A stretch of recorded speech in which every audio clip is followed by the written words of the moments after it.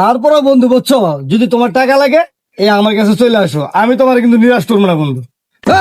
এই বেটা কত টাকার মালিক হয়েছিস বেটা? তুই জাকিরের টাকা দিবি? এই বেটা জাকিরের টাকা দেওয়ার মতো বস আছে, বস।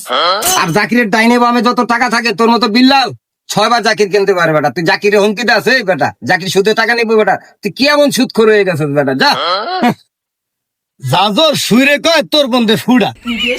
শোনো বন্ধু, তুমি যে গতকালকে যে কাজ করে আইছো, তুমি কিন্তু বহুত বড় মহৎ কাজ করে আসো নাই। একটা অসহায় মানুষের তারে ঘর থেকে বাইর করে দিছো, আর তুমি আমার কাউ সুদখোর। আমি যদি সুদখোর খায় পাপ করে থাকি, তুমি কিন্তু সমান পাবে পাপি, বুঝছো? তুমি কিন্তু কম করো নাই। তারপর কইলাম যদি তোমার টাকা লাগে, পয়সা লাগে, নিশিরাত্র হইলো আমি বিল্লালকে ফোন দিও, তোমার আমি টাকা দিব, কিন্তু সুদে।